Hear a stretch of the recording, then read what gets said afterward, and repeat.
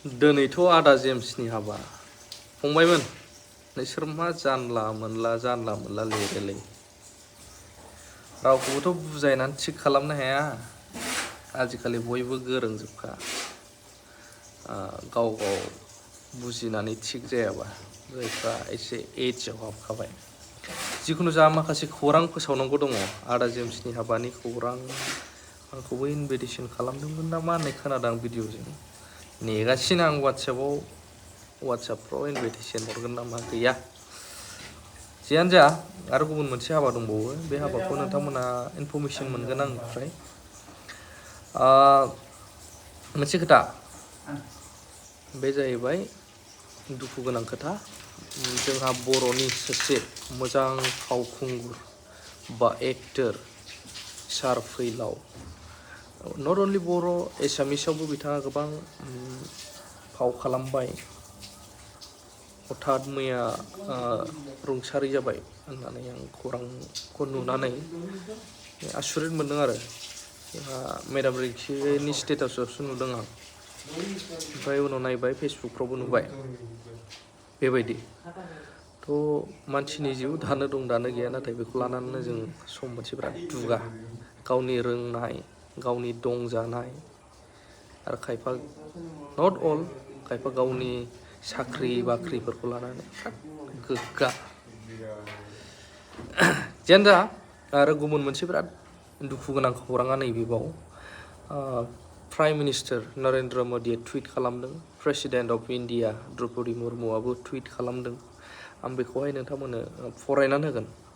बे जाहैबाय मैया पालगाम गोबाङा मोनखाबाय बे खौरांखौ मोनसे इनसिडेन्ट जादों टेररिस्टजों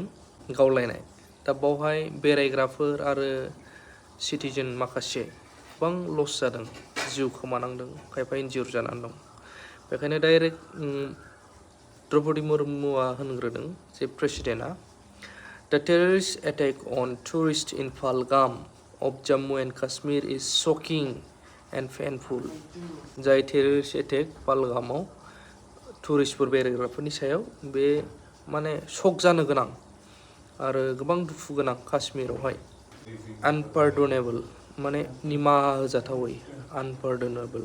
आरो मदियाबो टुइट खालामदों I strongly condemn the terror attack in Pahalgam, Jammu and Kashmir. Condolence to those who have lost their loved ones. I pray that the injured recover the earliest. All the possible assistance is being provided to those affected. Those behind the heinous act will be brought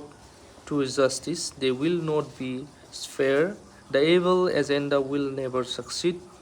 Our resolve to fight terrorism is unshakable, and it will get even stronger. मदिया direct बुंदों जायफ्रा बेबायदि खामानि बा हाबाखौ मावदों जायफोर एजेन्डाखौ लादों बिसोरो इसिबां गोबाव थानाय नङा आरो बाव थाब एक्सन लाफिननाय बायदि जागोन नैबेखौ बुंदों मदिया आरो जायफ्रा एटेक जानानै जिउ गोमाबाय बिसोरनि थाखाय